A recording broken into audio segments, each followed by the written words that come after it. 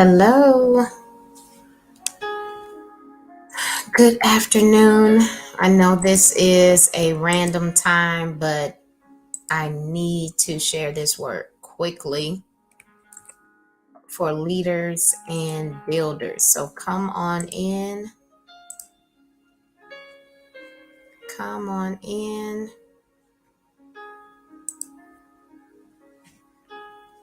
jump on.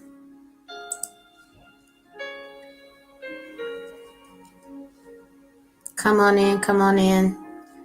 Very, very important. I need to share this with you.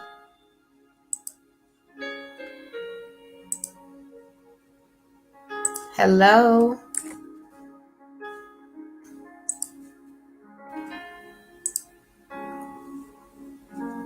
Hey, y'all. Hello, hello, hello. Share, share, share as you come in. Hey, Pastor LaShonda. Share and tag as you come in. I know this is a random time, but I really, really feel um, the timing of God on this word, and I need you guys to receive this. Hey, hey, Shaquita, Lakeisha. Hey, Prophet Omar. Good to see you. Thank you so much. I appreciate that. Blessings to you. This is a word that I need to get out. This is for leaders and builders, and I feel the kairos of God on this word, that this is a word that is the timing. I have to release it now. There's an urgency on it. Hey, Elder Mark, good to see you. Hope you were refreshed from your vacation. Hi, Raven, good to see you on YouTube. Hey, Pastor Nikki, good afternoon. If y'all can do me a favor and tag, share, tag, and share. I will not be on here long. This is a quick word, but it is necessary for those of you who are leaders, who are builders. I need pastors on here. Tag pastors, tag pastors. This is a word that the Lord impressed upon me so heavily I couldn't time it for something another day, another time. He said release it now, and so I'm being obedient. But I really need the builders, those of you who are leaders, who have people under you, who are senior pastors, even associate pastors, entrepreneurs, leaderships in business. I feel the word of the Lord on here. Yes, yes, yes. Thank you guys for joining me. Thank you for sharing. Thank you for tagging.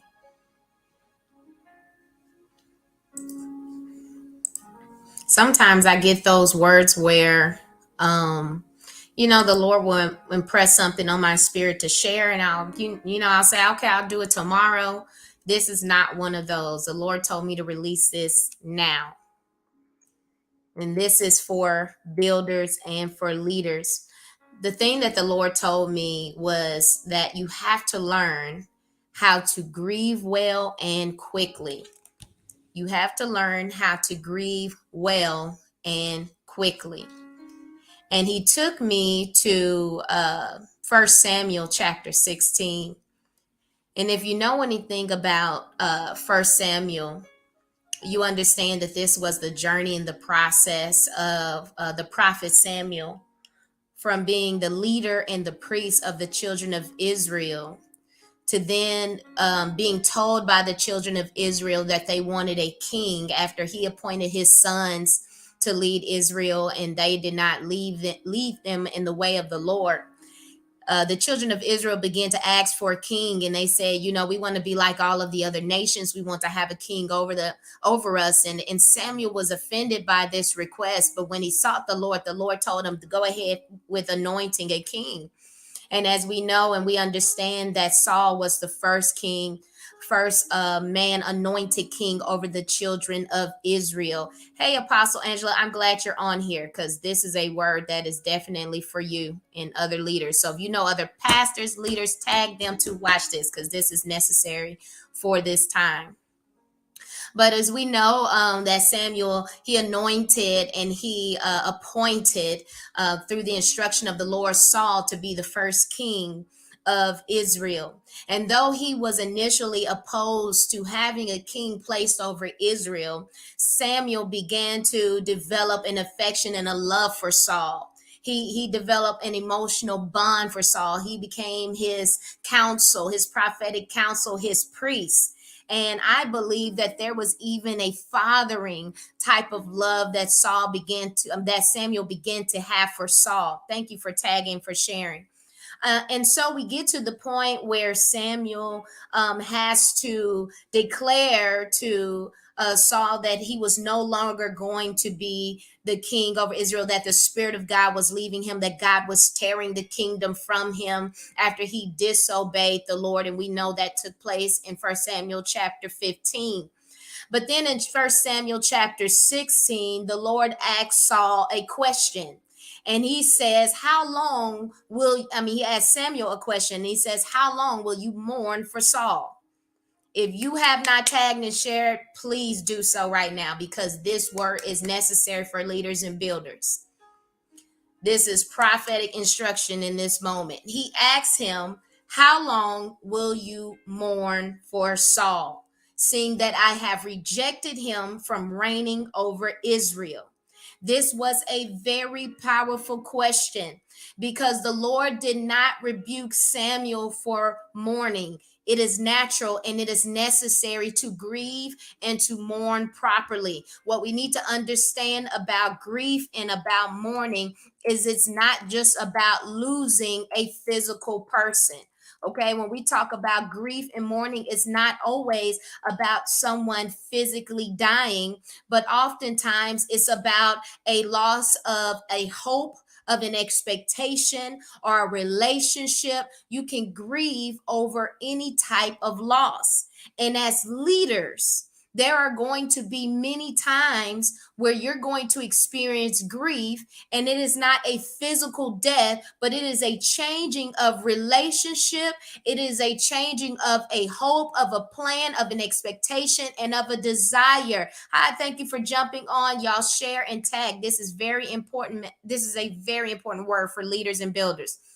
And so in leadership, there are going to be many things and expectations and plans that you have that God is going to say no to, that he is going to change, that he is going to adjust. And as a leader, you need to understand the importance of grieving. You need to be able to grieve this loss of hope, this expectation being changed, the instructions being changed, even God changing positions of people in your life. You need to learn how to be able to grieve, because when we don't grieve, we actually prolong grief. So when you resist the season of grieving, and when you resist God allowing you to process and to emotionally feel and process through the hurt, the disappointment, the loss, the anger, the fear, all the things that come through grief, it helps you move past it. But when I'm trying to resist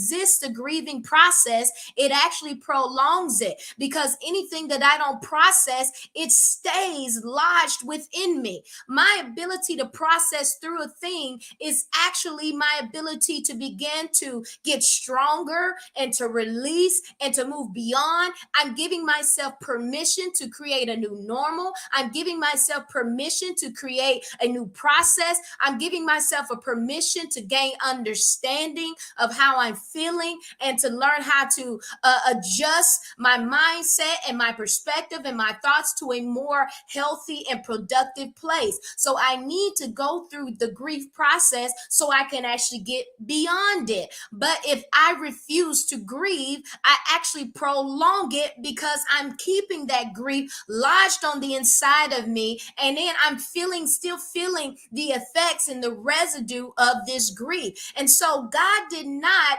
rebuke Samuel for grieving. He rebuked Samuel for remaining in this grief for an extended amount of time. Blessings to you. Thank you for joining me. For an extended amount of time. Why did God rebuke Samuel for remaining in this grief for an extended amount of time? Because he could not progress to the next thing because Samuel refused to accept and to be healed from and to move beyond that loss that he experienced with Saul. And so he was still sitting and sulking in the disappointment of God removing Saul from the throne. And he was so disappointed. And I believe part of that has to do with the fact that Samuel is saying, I already didn't want a king in the first place.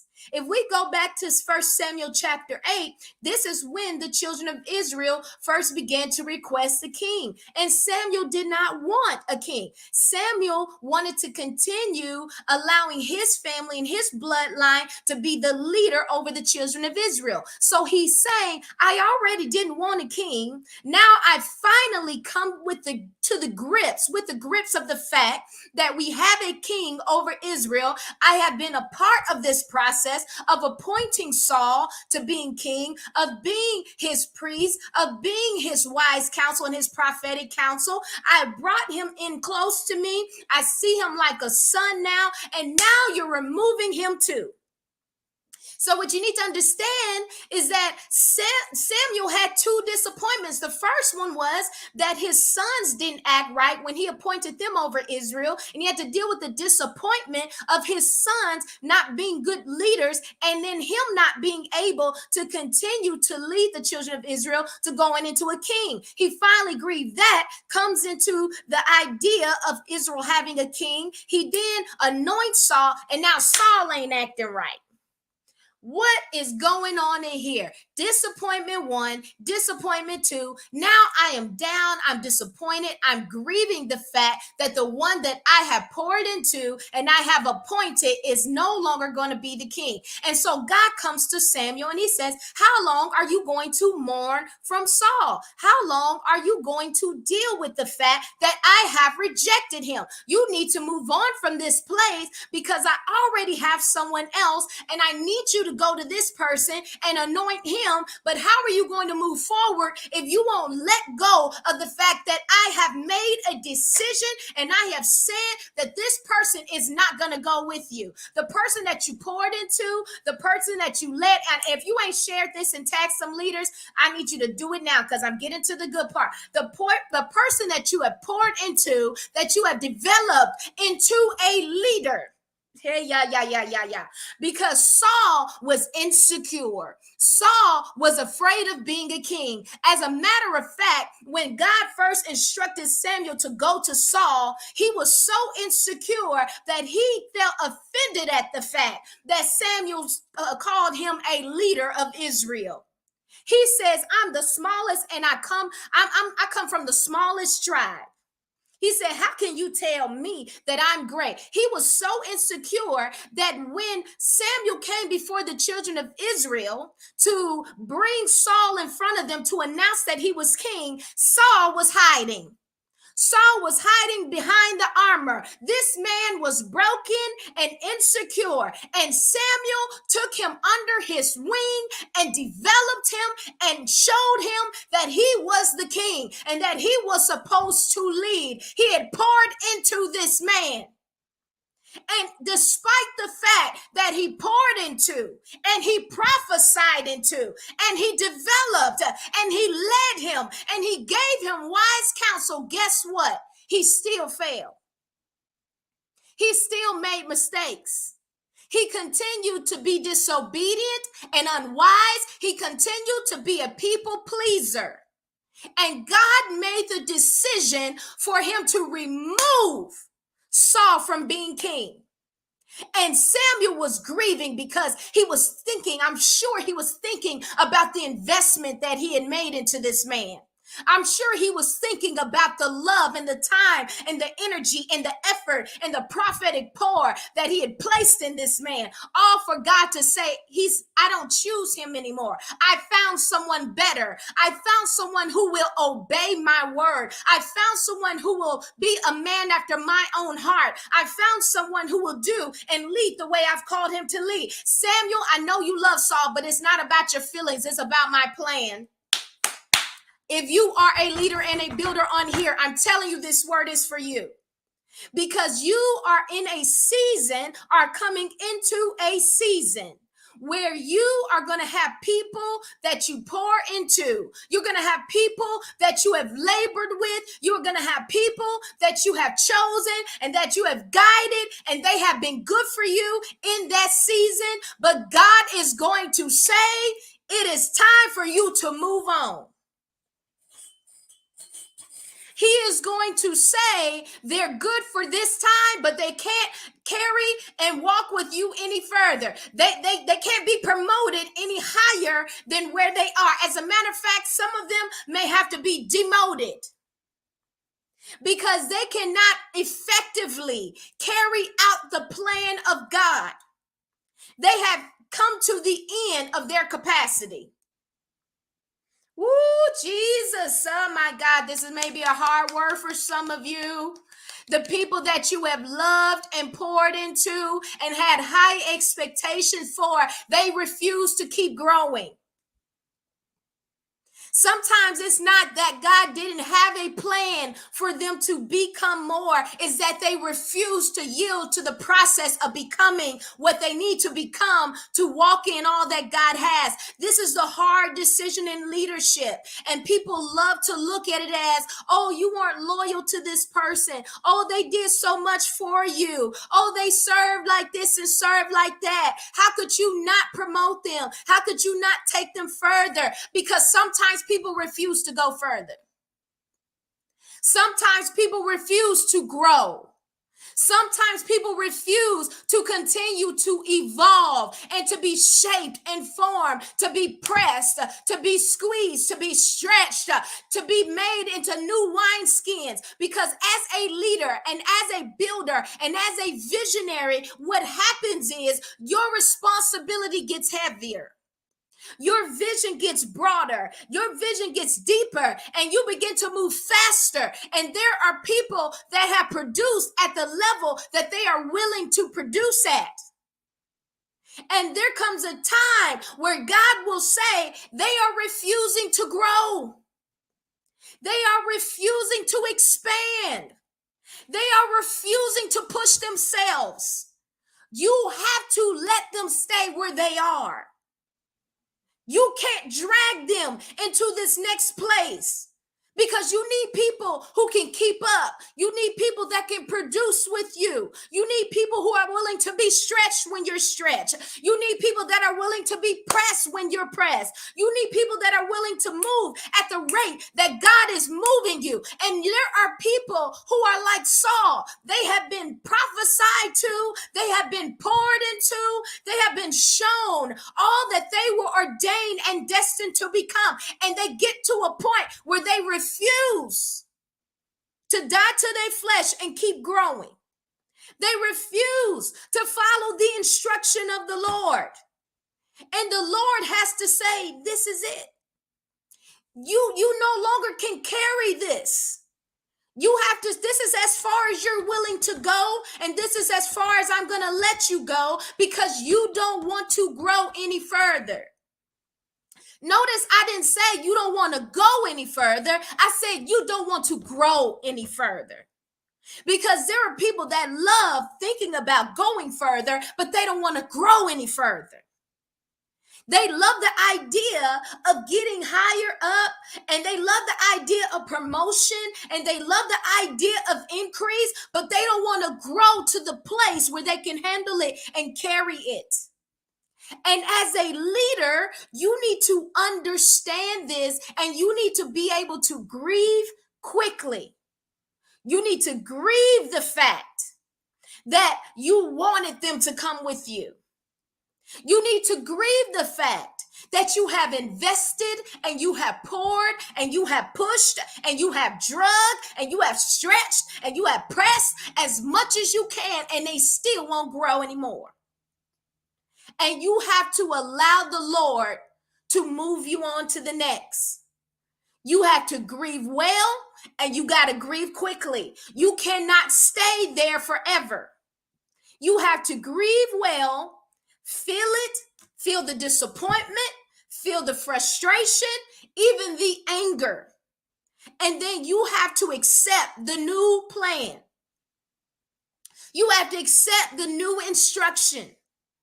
You have to accept what God is saying is next. Because I know you built your plan and you built your future around these people being with you. You built your future around this process and this way. And even when you're planning your future, you're already thinking about the individuals that you're going to want to take on those certain responsibilities. So you have already planned your future with certain people in mind. But what happens when God says they are not to go? They still going to be with you, but they're not going to be with you on that level. I know this is hitting home for somebody because you got to make some hard decisions. You have to make some hard decisions because when we try to fight the will of God, we are fighting the prosperity and the provision and the favor that he has for us. You can only access those things in his will. You can only access that provision. You can only access that favor. You can only access that grace in obedience and in his will.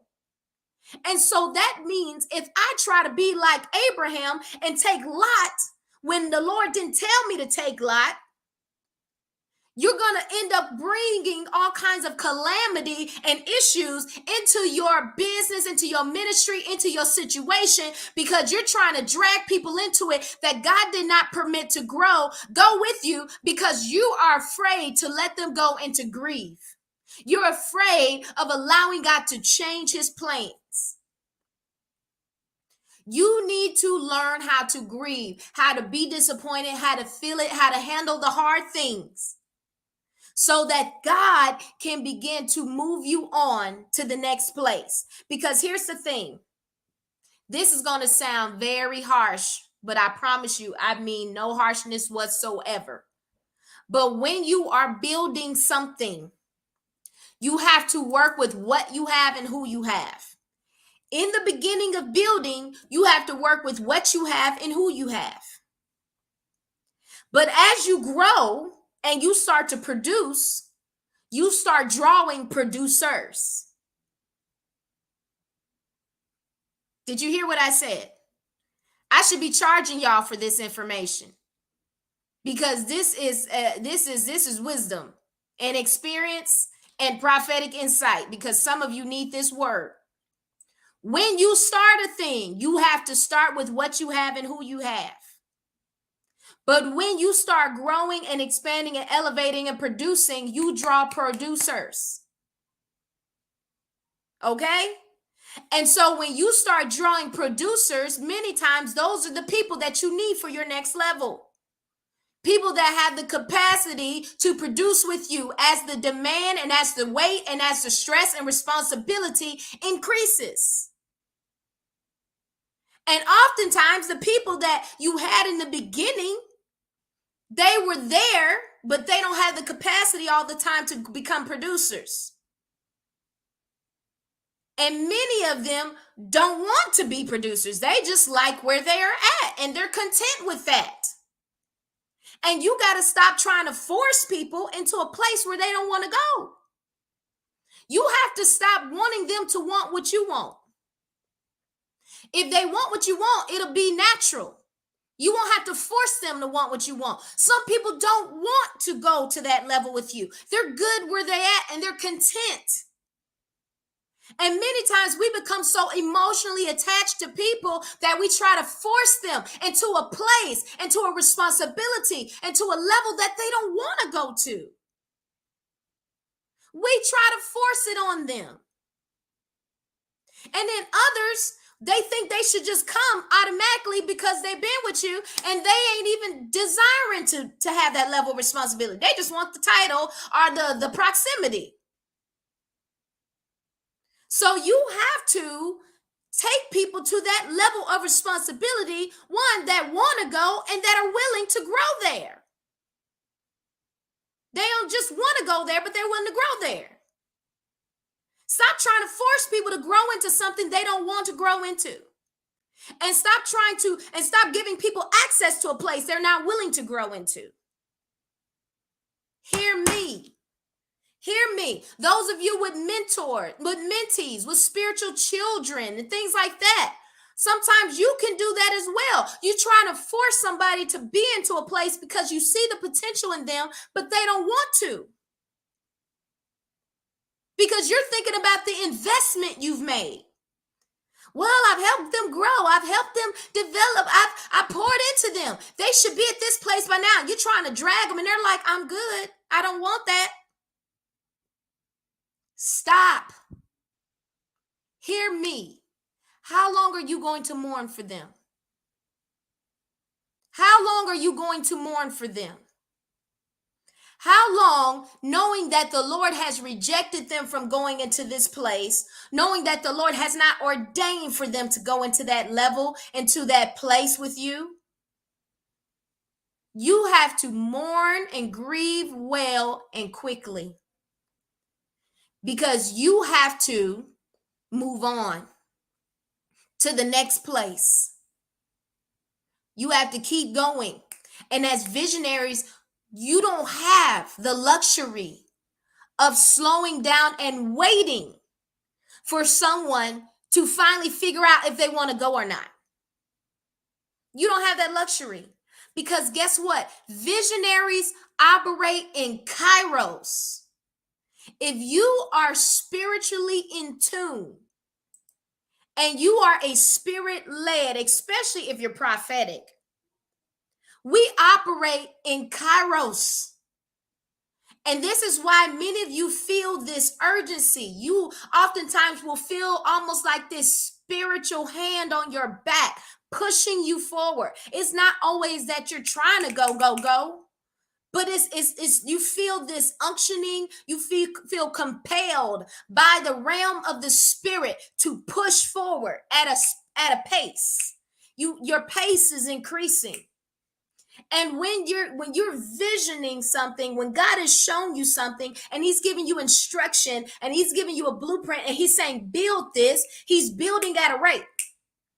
And you got to go. And you can't stop and fight the wind and the current, because that's what it is when you're operating in the realm. If you haven't shared this and tagged other leaders, I don't know what to tell you, because I am giving y'all some free jewels today. When you are in the realm of the spirit, it's a current. Hear me. It's a dimension. Okay? So when I tap into when I'm walking in the spirit, I'm walking in a realm, in a dimension. It's a place.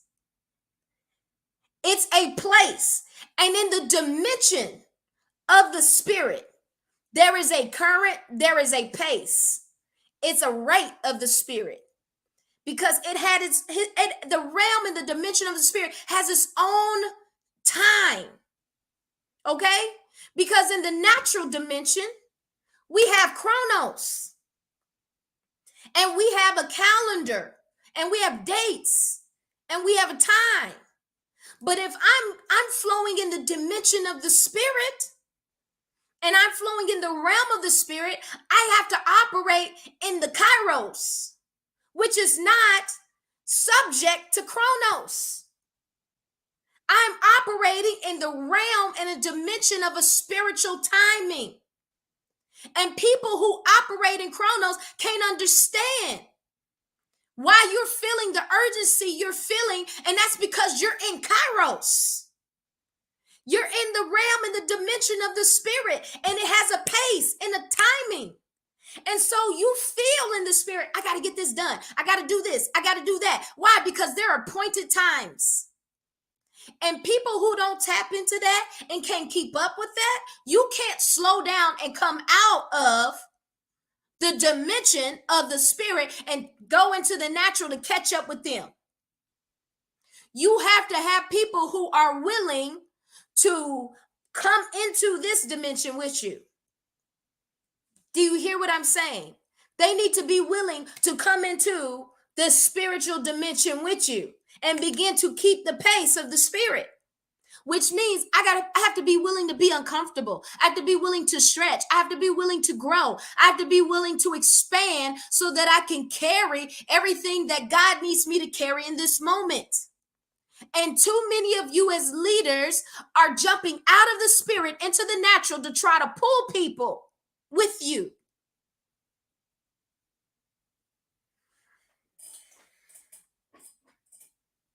Stop pulling people.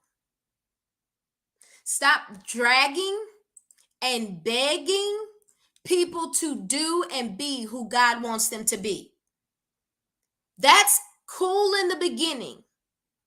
But you get to a place where you no longer have the time to convince people to want to grow.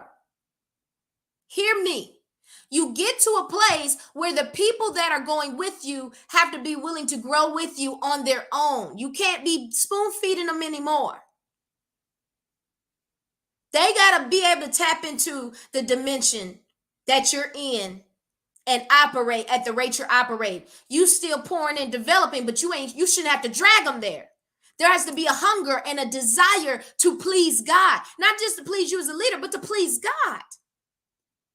And that's what Saul lacked. He lacked the desire to please God and to grow in his faith.